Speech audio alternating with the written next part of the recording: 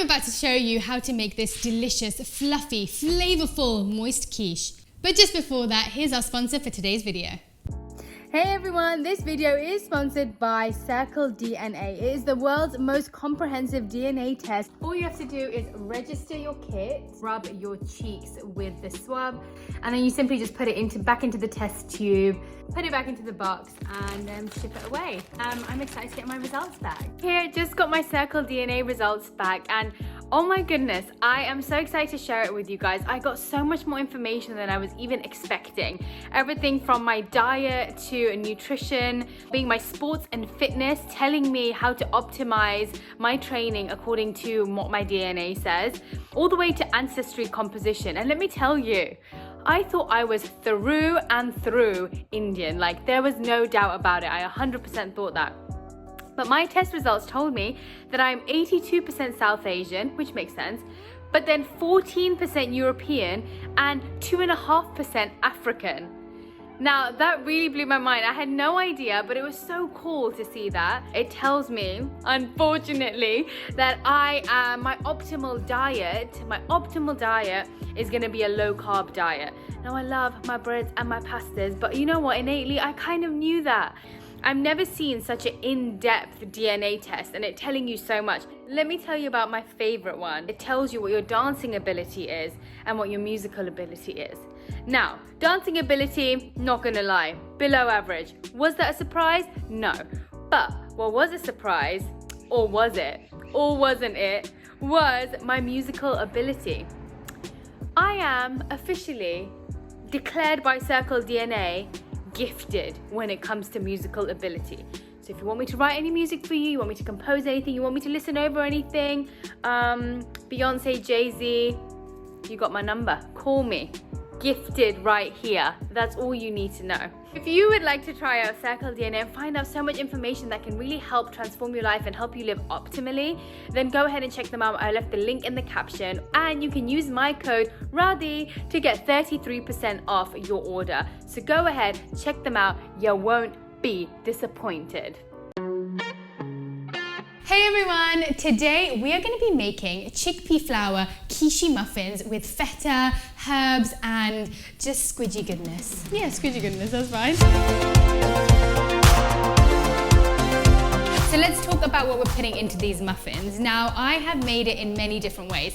I've made them Indian where I've added garam masala and I've added some spices in there, but today, for summer, I thought it's really lovely to have something that's Mediterranean, a little bit lighter, a little bit fresher. So we are using lots of fresh herbs in this. I'm gonna be using dill, I'm gonna be using parsley, and we've got some veggies, because of course, would I ever make anything without vegetables in? Never, never, never. So we're gonna be using peppers and olives, and we're gonna be using vegan feta to make it a little bit cheesy as well. And we all know I like things saucy, and so I wanted to introduce you to one of my favorite sauces.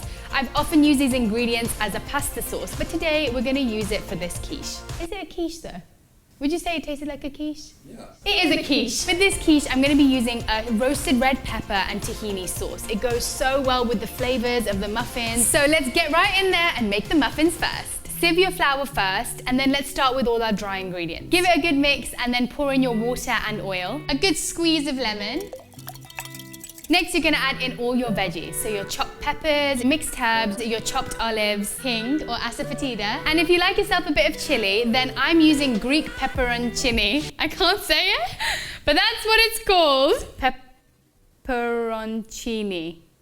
And it looks like this, but I've chopped it up like this. Add in your Greek pepperoncini, and once you've given that a good old mix, the last thing you're gonna add in is your vegan feta. And that's it. And it's as simple as that. Now all we have to do is bake it.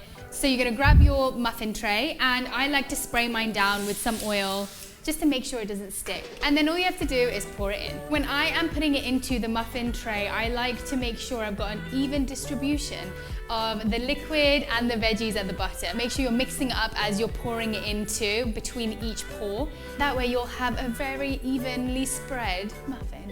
So I like to fill it up about 3/4 of the way up the muffin case because they do expand a little bit. Time for a little bake and shake. So we're gonna make our sauce while the muffins are baking. For that, we're gonna need some fresh parsley. So I thought I'd take you over to my homegrown parsley over here and many other herbs that I'm growing. It is actually so delightful to be able to grow your own fruits, your own vegetables, your own herbs, to know that you have done every single part of the process, from picking them to chopping them to cooking them. It really does bring so much more mindfulness and attentiveness to the process of cooking. And I really enjoy it, and I think it also allows us to know exactly where our food's coming from.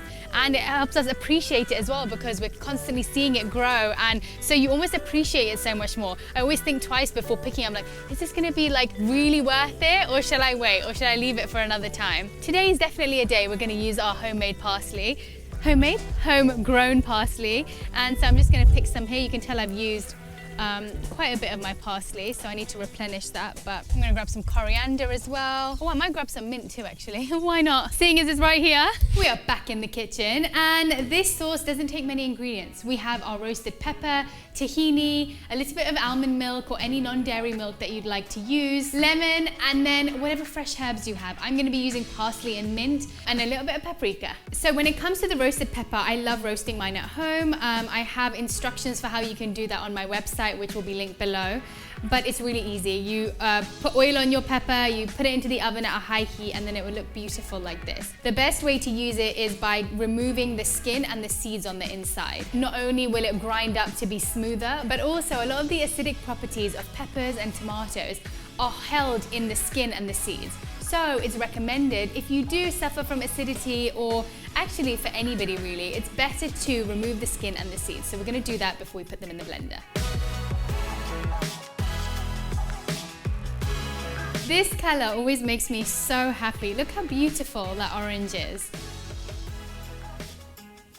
Yummy. So you can add your fresh herbs into the sauce and blend it up, but I prefer to chop them up really fine and add them in, because I do find that they can alter the color a little bit, and I love the color too much to ruin it. So I'm gonna chop them up and just fold them in. So I bake these for about 30 minutes. I say 30 to 35 minutes depending on your oven. But what I have found is always when you think it's just about done, take it out then, because you want the inside to still stay quite moist, and it can get dry pretty fast. So I would say 30 minutes, and then if it's a little bit extra fudgy on the inside, even better. But once you've taken them out of the oven, I know, they smell so phenomenal. They smell absolutely delicious, and you can't wait to stick your face into one of them. But don't do it just yet, because you'll ruin it for yourself. One, it'll burn your nose, and two, it won't be firm enough yet to truly enjoy the texture, the flavor, everything. So leave it aside for 10 minutes, let it cool down a little bit, and then remove it from your tray, and it should pop up just like this.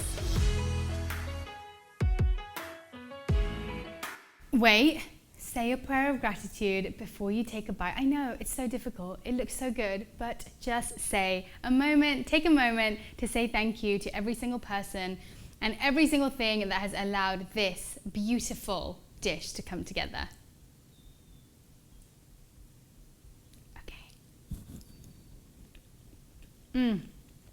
Exactly how I remember it from last week when I made it. Thank you all so much for watching. I really hope you enjoyed this recipe, and if you did, let me know. I would love to hear your feedback. I always love improving my recipes, so if you have any suggestions, then please do let me know. Sending you so much love and so much gratitude, and hope you have a wonderful weekend. Hey everyone, if you liked this video or didn't even like it at all, leave a comment anyway and send me some love so I can get to know you just as you're getting to know me, and we can build a conscious, loving community together.